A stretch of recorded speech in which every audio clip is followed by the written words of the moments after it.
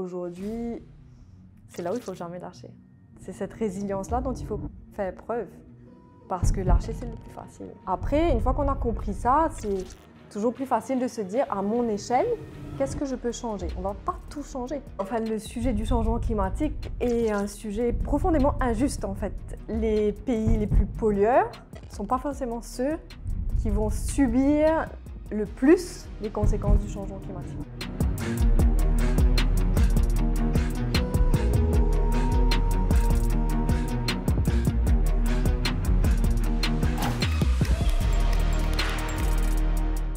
Vanessa, bienvenue. Merci de m'accueillir. Je suis ravie que j'ai pu te convaincre de venir sur ce podcast. Je sais que tu es très timide. Alors aujourd'hui, on va parler de durabilité, sustainability. Je sais que c'est un sujet that you cherish, very close to your heart. En fait, la première question que j'avais pour toi, c'est que je crois qu'il y a une misconception de ce que c'est la durabilité, sustainability. Les gens ont tendance à penser que ça veut dire automatiquement l'environnement, alors que c'est juste un aspect du développement durable. Peut-être tu peux nous aider à démystifier ce concept de durabilité. Oui, bien sûr. Alors, le développement durable, c'est avant tout, en fait, se rendre à l'évidence. Hein, tout est lié. L'environnement, quand on dit l'environnement ou le social, on appelle ça aussi ESG, Environmental, Social and Governance. Mais après, tout ce que ça veut dire le développement pour tous, donc le développement le plus inclusif possible, sans laisser personne sur le quai de la gare, et qui soit un développement qui prenne en compte en fait les limites de la planète, donc les limites planétaires à tous les niveaux. Le réchauffement climatique est un des sujets importants quand on parle de développement durable, mais ce n'est pas le seul. Ce n'est pas la seule façon de mesurer et d'avancer dans cette démarche de responsabilité sociale.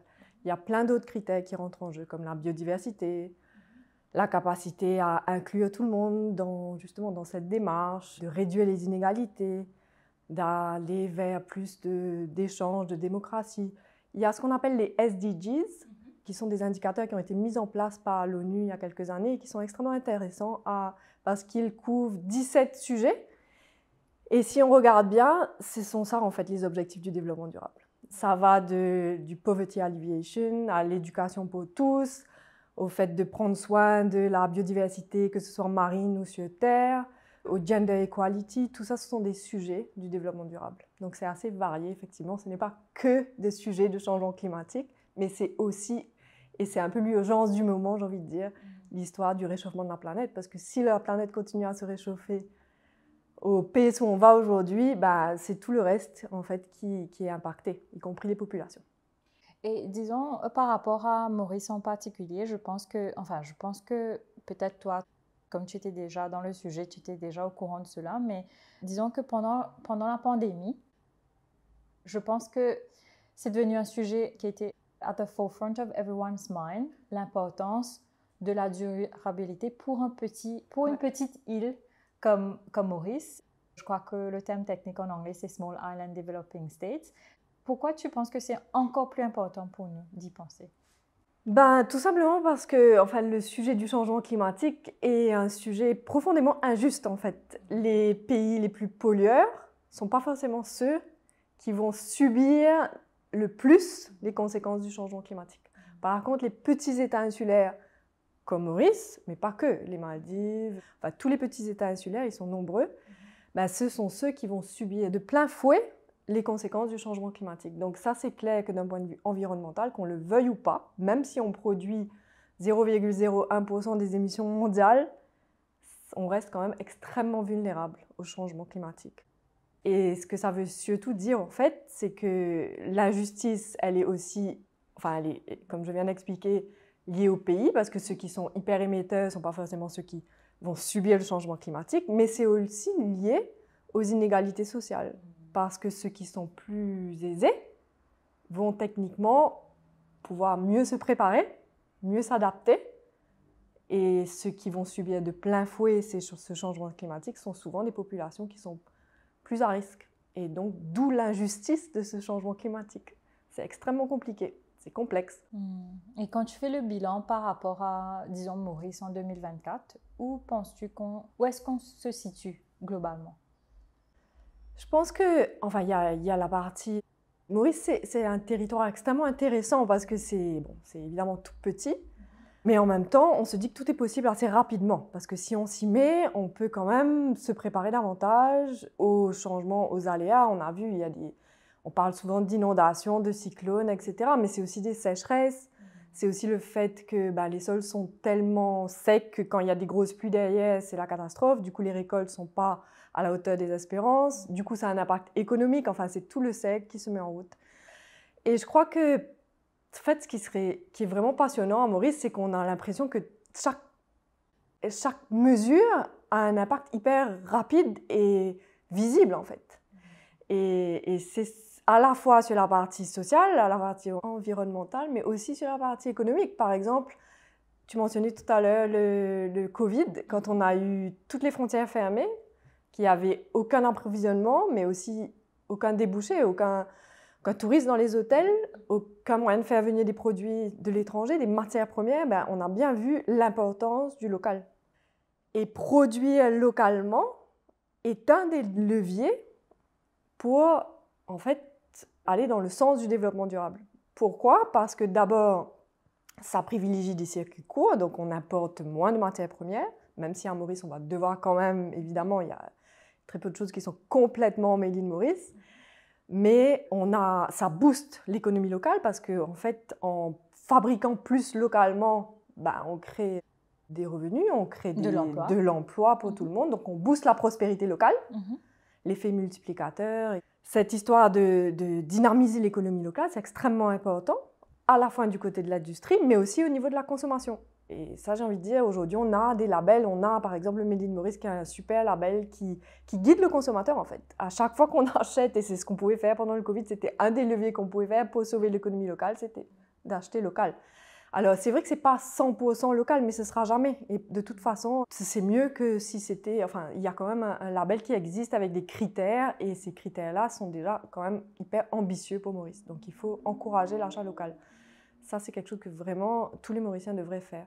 Donc, clairement, pour répondre à ta question sur l'état de Maurice aujourd'hui, je pense que booster l'économie locale est un des leviers importants pour mettre Maurice sur la voie du développement durable. Après, ce qui est hyper intéressant avec Maurice, c'est que ça peut servir de laboratoire également pour le reste du monde, parce que c'est un petit État, on vit quand même en paix et en harmonie, et on a quand même réussi quelque chose, un miracle économique, on va dire, et qui est quand même... dont on peut être fier. Oui. Et aujourd'hui, si on veut continuer à prospérer localement, je crois qu'il faut prendre davantage en considération l'environnement dans lequel on évolue, s'adapter, par exemple, l'érosion des plages, c'est un vrai sujet à Maurice. Personne n'a vraiment la solution, mais c'est pour ça que je dis que c'est aussi un laboratoire pour le monde. On peut aussi faire entendre notre voix dans les instances internationales, essayer de capter des revenus, capter des fonds climat, essayer de capter des investissements qui vont nous aider, pas juste localement, mais de façon internationale, à mettre Maurice sur la carte du monde de pays qui ont réussi finalement cette transition vers une économie bas carbone. Et aussi, je pense qu'un aspect, je pense que ça forme partie de la durabilité également, c'est cet aspect de résilience. Je pense qu'on a fait preuve énormément de résilience. Comme tu disais, les frontières étaient fermées, quasiment fermées pendant presque 15 mois. More or less. Et depuis, j'ai continué cette habitude. Je cherche toujours du local maintenant, même quand on parle de vêtements. Je fais un effort conscient d'essayer d'acheter local. Mais c'est aussi, je pense, un change de mindset au niveau individuel également. On ne peut pas tout basculer sur le pays. Non, complètement. Au niveau individuel, je pense qu'on n'aura pas le choix. Donc ça, je suis complètement convaincue. Et ceux qui vont réussir, ce sont ceux qui, en fait, auront pris conscience de l'importance de l'enjeu et se seront préparés à l'avance. C'est vrai pour des pays, c'est vrai pour des populations, c'est vrai pour des individus également.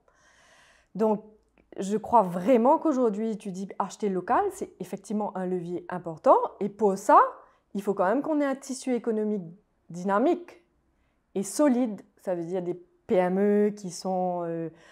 en pleine activité, qui soient attrayantes, qui produisent, qu'on puisse fabriquer davantage localement au lieu d'importer. Il y a peut-être des choses qui sont fabricables localement, donc identifier ces leaks, comme on dit, pour pouvoir les produire davantage, créer de l'emploi, tout ça, c'est ce qu'on veut et c'est ce que le développement durable a comme objectif. En fait, le développement durable est une philosophie également.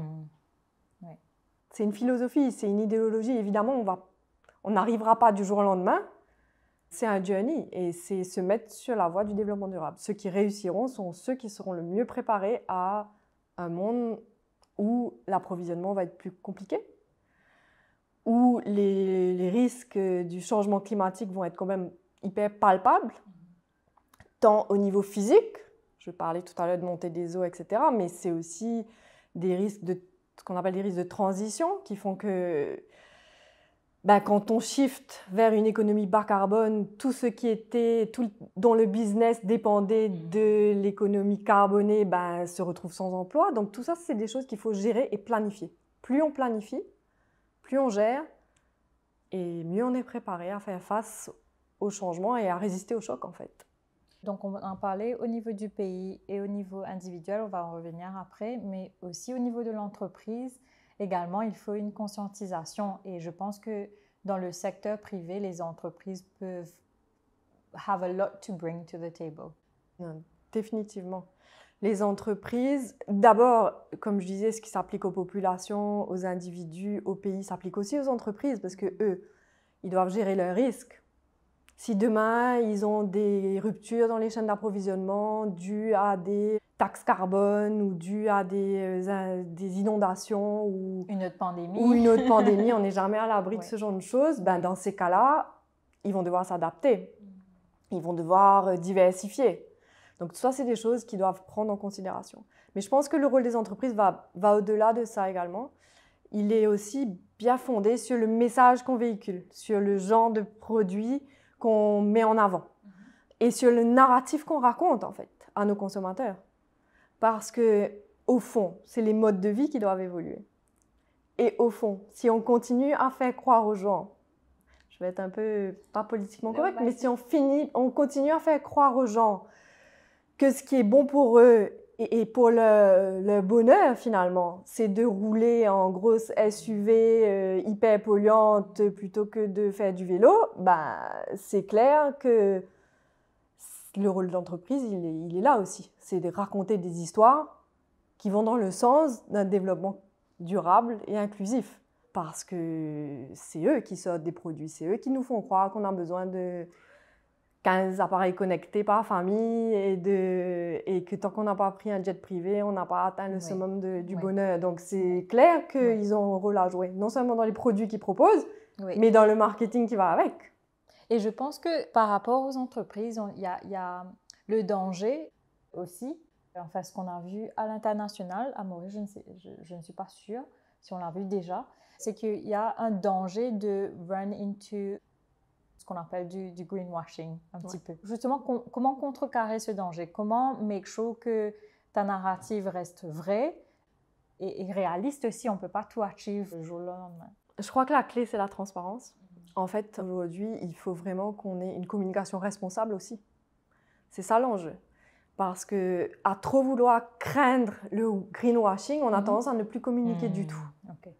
Mais ça, ce n'est pas du tout l'idée. Parce que les entreprises ont besoin de communiquer sur ce qu'elles font de bien. D'abord, pour se donner, pour mesurer ce qu'elles font aussi. Donc, plus de transparence. La clé, c'est la transparence.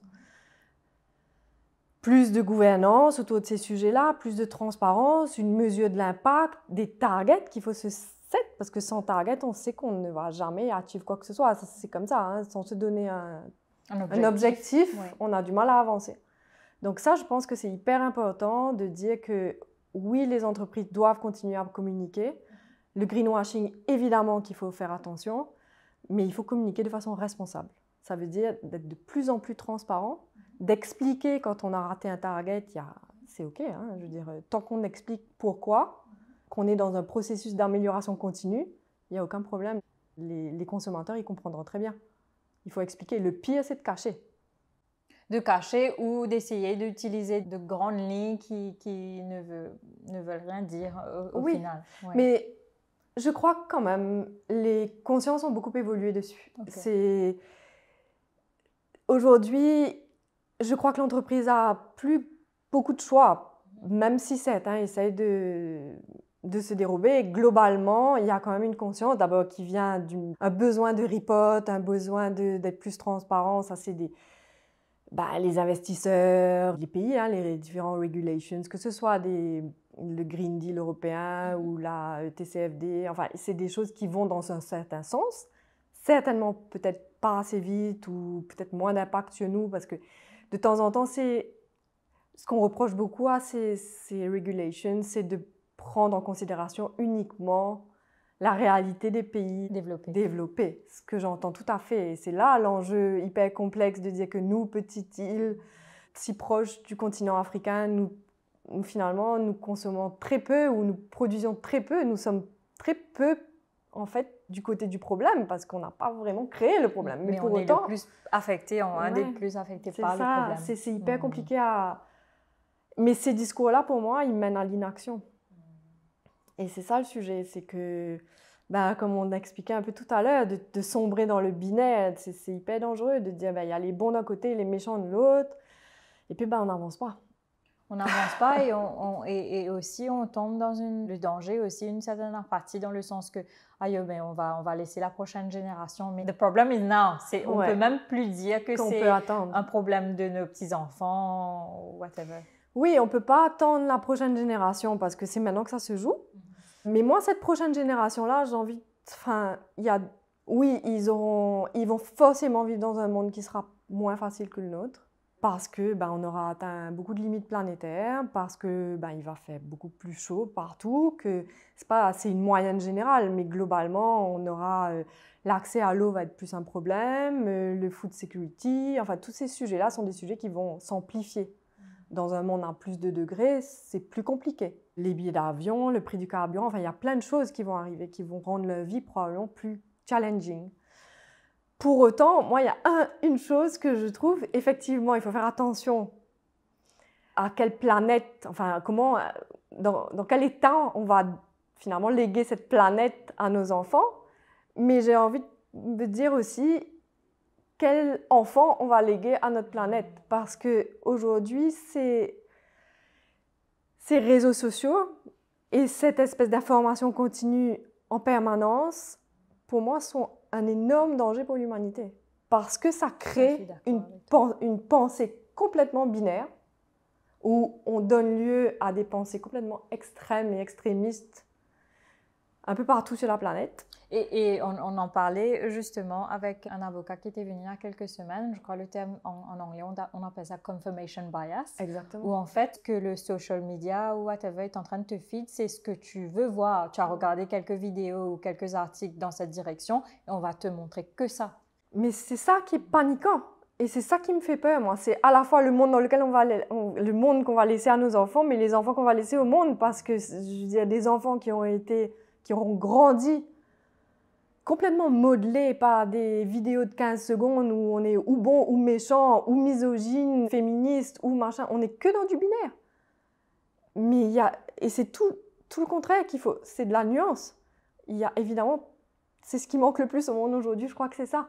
Et on se rend compte aussi que ce fameux changement climatique, on a tendance à penser, 1,5 degré, 2 degrés, 2,5. C'est rien du tout. Non seulement c'est rien du tout, mais de toute façon, on ne peut plus rien y faire et c'est foutu. Mais en fait, c'est ça la nuance. C'est que chaque dixième de degré compte.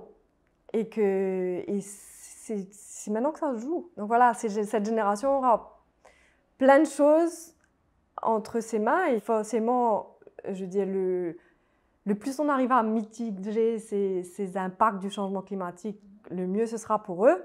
Mais je crois que notre rôle en tant que parents aussi, c'est d'essayer de leur inculquer l'importance de la nuance. Absolument. Et d'être critique sur tout ce qu'ils absorbent comme information binaire du matin au soir et du soir au matin. Pour ceux qui est-ce que, par exemple, quand tu parles à tes enfants, est-ce que c'est un sujet de réflexion que vous avez même à la maison? Je pense que la famille certainement a un grand rôle à jouer, mais aussi les écoles aussi éventuellement. Oui, en fait, c'est l'éducation en général. Je crois que tous les gouvernements du monde entier devraient mettre beaucoup d'emphase en termes de budget, en termes d'investissement dans l'éducation. Parce que c'est avoir l'esprit critique, c'est pouvoir Contredire, c'est pouvoir comprendre ce qu'on nous dit sans avaler tout, comme si qu'on était qu'on prenait tout pour argent comptant. Et c'est surtout être capable de sortir de cet aspect on-off binaire, voilà, black or white. C'est jamais comme ça à la vie. Et c'est ce qui mène malheureusement souvent à des conflits internationaux aussi. Comme on l'a vu très récemment, et on continue à le voir. Ouais. Je suis tout à fait d'accord avec toi en ce qui concerne les enfants. Et moi, au fait, l'attention déficit que tout le monde a, et je dirais même plus que c'est que les enfants. On voit ça avec les vieux maintenant, enfin les vieux. On voit ça avec nos parents, nos grands-parents, on voit ça avec nous-mêmes parfois. Que tu commences à regarder un petit truc sur Netflix et tu te sens, je ne sais pas moi, impatiente après 10 minutes, alors qu'on a grandi dans une époque où il fallait voir tout le film. Et là aussi, il y a certains films que tu devais attendre une certaine heure pour commencer, etc. Et ce sort of attention deficit, je suis tout à fait d'accord avec toi que ça rejoint the bigger picture, the bigger problem. Qu'est-ce qui se passe au legacy qu'on va quitter à nos enfants? Et c'est sûr que du coup, ça, pour la planète, c'est pas bon pour l'humanité, mais ce qui n'est pas bon pour l'humanité n'est pas forcément bon pour la planète non plus, et vice-versa. Donc, on a vraiment un rôle hyper important et la première chose à faire, j'ai envie de dire, c'est de s'informer, de comprendre, de s'informer, d'avoir un esprit critique, de lire, d'essayer de challenger les idées, de ne pas toujours sombrer dans des préjugés, des stéréotypes et des choses qui finalement sont souvent des shortcuts. Parce que justement, on n'a plus le temps de lire, on ne veut plus prendre le temps de lire. Est-ce que tu vois par rapport à Maurice, globalement, au niveau des entreprises, enfin peut-être plus les grandes entreprises, est-ce qu'il y a cette volonté justement à encourager le développement durable? Je crois que globalement, et ça je parle dans le monde plutôt, le développement durable est en train de subir quand même une sorte de backlash. Ah bon, ok. Je crois que ça va sans doute revenir, hein, mais c'est souvent un peu cyclique ces choses-là. Il y a eu une grosse prise de conscience générale. Mais après, quand on commence à rentrer dans le dur, de vouloir changer ses pratiques, on ne veut pas.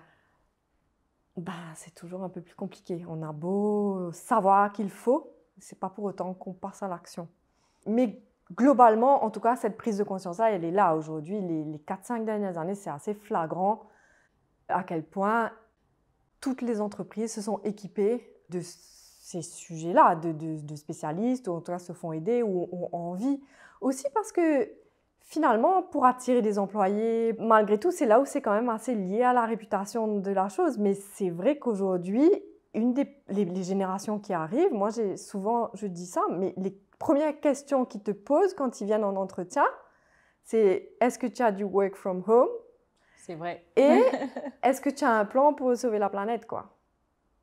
Donc, ils sont quand même... Tout à leur honneur, en fait. Tout à leur honneur, et tout en regardant TikTok et machin en permanence. Mais c'est un peu la contradiction des générations qui viennent. C'est clair.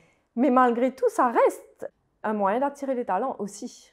Je suis assez convaincue que donc on a quand même, on n'est plus du tout dans la même configuration qu'on était il y a 4-5 ans, mais aujourd'hui, comme on commence à rentrer dans le dur, dans les modes de vie, dans les business models eux-mêmes, qui sont de temps en temps un peu challengés, parce que si on va au bout de ce qu'on dit, il y a des choses quand même Mais tout ça n'est pas ou blanc ou noir, évidemment. Il y a plein de choses qui rentrent en jeu. On parle d'emploi, on parle de justice sociale avec. Donc, ça doit se faire, pas au détriment des emplois, des populations peut-être plus vulnérables. Aussi, ce monde carboné, ça les affecte aussi, mais positivement, parce que ce sont des jobs aussi. Donc tout ça, c'est une question de transition. Et pour y arriver, ce que je disais tout à l'heure, pour moi, c'est mesurer, se donner des objectifs, être hyper transparent sur la façon dont on communique et ne pas avoir peur ou honte par un moment de dire là, on n'a pas atteint l'objectif, mais voilà pourquoi on ne l'a pas fait et on y arrivera mieux l'année prochaine parce que voilà, aujourd'hui on s'est rendu compte de ça. C'est une communication sincère, responsable. Et se remettre en question constamment, en question. C'est vraiment de la communication responsable. et véhiculer les narratifs aussi, qui ne soient pas trop dans une création d'imaginaire, comme si que le bonheur était forcément, je disais tout à l'heure, de pouvoir aller en dehors de la Terre, dans des super fusées, alors que la Terre est tellement magnifique. Ouais. Au détriment de la biodiversité locale. Bien sûr, bien sûr. Est-ce que tu as toujours, est-ce que tu m'as partagé un petit peu ta bio hier, est-ce que tu as toujours eu justement cette passion pour tout ce qui est sustainability, l'environnement, etc.? Toujours, je ne dirais pas. En fait, c'est au fur et à mesure de rencontres, de discussions, de déclics et du sens qu'on veut donner à sa vie. Parce que quand on vieillit et quand on a des enfants, quand on fonde une famille, quand on aime son pays, je ne sais pas, moi j'avais besoin de sens. J'étais vraiment en quête de sens. Et j'étais en mode aussi de me dire, mais en fait, c'est l'apocalypse, c'est des discours qu'on entend tous les jours, on se dit, c'est une catastrophe. Mais en fait, ce qui apaise ce sentiment de panique, c'est l'action. Donc c'est en agissant qu'on a l'impression d'être faire partie de la solution. Et ça, pour moi, ça a été quand même un shift assez important dans mon esprit en me disant, c'est un mini goutte d'eau, ok, mais si à mon petit niveau, j'arrive quand même à aller du côté de la solution, essayer de proposer des choses, ça me rendra aussi plus heureuse. C'est comme tu disais, c'est un shift de mindset où on parlait de civic duty, et on parlait du devoir, en fait un devoir civique de voter, mais I think I can draw a parallel avec ce qu'on discute. C'est un devoir de non pas sans arrêt expect society to do something for us, exact. Mais how can we be of service en fait? Complètement. Et croyez-moi, ça fait du bien en fait. Ça fait du bien parce qu'on a un peu l'impression d'être en phase. Et ça fait de trouver du sens et ça fait du bien. Et puis même à l'échelle d'une famille, quand on est ancré et qu'on fait quelque chose qui nous pousse à l'acte et à la création d'impact positif, je pense que les enfants derrière, ils ont des bons messages malgré tout. Même si, comme tous les ados du monde, ils ont d'autres préoccupations aussi, mais malgré tout, je pense que ce sont des discussions intéressantes. Donc, d'après ton parcours, quand tu as commencé justement dans ce nouveau path, est-ce que tu t'es dit à un moment donné, pas que tu voulais abandonner, mais que c'est trop dur? Oui, toutes les semaines. Okay. Pas que je veux abandonner, mais que c'est très dur, oui. Mais je pense clairement que c'est très dur pour la raison que je viens d'évoquer tout à l'heure, qu'on est rentré un peu dans le dur. Et qu'aujourd'hui, c'est là où il ne faut jamais lâcher. C'est cette résilience-là dont il faut faire preuve. Parce que lâcher, c'est le plus facile. Oui, on tombe et puis on remonte. Et je m'appuie toujours sur ce que j'aime appeler le 1% rule, où tu te dis, aujourd'hui, je serai 1% mieux que j'étais hier. Et c'est suffisant, en fait. Ouais. It's enough, so long I'm going forward. Et puis, franchement, c'est hyper gratifiant quand tu vois l'impact positif que ça peut créer sur tes collègues, sur tes équipes. Regarde, on a bien fait ensemble le débat climat et je te remercie encore infiniment pour moi, tout ça le me temps donne que des tu frissons à passes. chaque fois. Mais tu vois, c'est un sujet tellement intéressant et quand tu vois ça, tu te dis, je peux pas, il faut continuer. Même si ça a déclenché, ça a mis des petits vers dans les fruits et que ça grandit de petit à petit, cette prise de conscience-là, elle prend du temps. Parce que c'est un peu contre-intuitif avec tout ce... Enfin, on n'a pas grandi forcément avec ces référents-là. Et c'est justement, comme tu disais, les petits gestes qui vont faire toute la différence. Je vois ça avec mes enfants par rapport à un truc... Enfin, c'est pas un truc bête, mais c'est un truc assez basique de nos jours, le recyclage. Ouais. Je n'ai pas grandi avec le recyclage, mais pour eux, maintenant, c'est automatique, en fait. Chaque fois qu'on utilise une bouteille ou du papier, on a à la maison, on a 3 poubelles et ils savent automatiquement dans quelle poubelle mettre quoi. Et ils sont encore assez en bas âge. Et tu vois, et c'est comme on disait, l'éducation, mais aussi commencer avec des petits gestes de tous les jours. Et ça rend heureux. Parce que ce que ça dit, en fait, tout ça, c'est ça qu'on a du mal à véhiculer comme message. Je trouve que les publicitaires et les campagnes de marketing sont souvent un peu trompeuses parce qu'on a l'impression que le développement durable, c'est forcément être contraint de tout, être perpétuellement au régime. c'est fatigant d'être tout le Je temps ne peux en pas régime. conduire, je ne peux pas... Oui, mais c'est pas ça. C'est un monde dans lequel tu fais peut-être plus de sport, c'est un monde dans lequel les gens sont peut-être plus éduqués. Il y a des jobs pour tout le monde parce qu'on a vraiment créé des jobs localement, donc plus de travail. C'est un monde plus inclusif, c'est un monde où on a pris soin de nos vieux, parce qu'il ne faut pas les oublier non plus dans cette histoire. Une société qui va bien, c'est une société qui prend soin de ses vieux aussi. Donc c'est tout ça que ça dit. Pourtant, quand je dis comme ça allait beaucoup plus sympa et merveilleux que quand on dit il faut arrêter de faire ci, il faut arrêter de faire ça. Vanessa, dernière question pour toi. On a beaucoup de jeunes qui nous regardent, heureusement. Et en fait, si tu avais un ou deux petits conseils à donner à justement un jeune qui commence sa conscientisation sur tout ce qui est durable, que leur dirais-tu? Ou par où commencer? Ouais, par où commencer? Je crois qu'il faut s'éduquer, il faut comprendre, il faut essayer de comprendre le problème. Alors, il y a plusieurs façons de faire. Il y a des merveilleuses méthodologies qui existent en entreprise. Je ne sais pas si ces jeunes travaillent dans des entreprises qui utilisent par exemple la fresque du climat ou des choses comme ça. De comprendre les effets et les conséquences de chaque acte qu'on a. Je crois que c'est déjà un premier pas.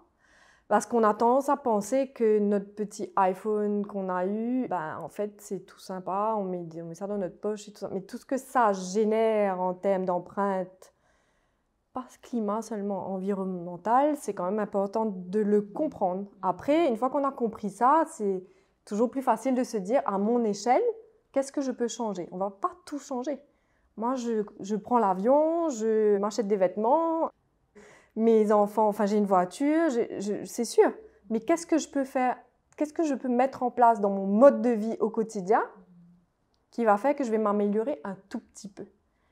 Manger moins de viande, recycler, il y a 1000 façons de faire. Au lieu de changer mon iPhone tous les 6 mois, je le change moins régulièrement, pas forcément attendre que ma voiture soit... il y a des petites choses qu'on peut mettre en place. Ça, c'est ce qui concerne les modes de vie individuels. Après, ce qui concerne les métiers d'avenir, je crois qu'il faut... j'ai envie de dire, c'est merveilleux, je vous envie dans un sens parce qu'il y a tellement de solutions à trouver, que ce soit technique. Et il y a beaucoup de métiers qui n'existent même pas aujourd'hui, en fait. Des métiers qui n'existent pas aujourd'hui.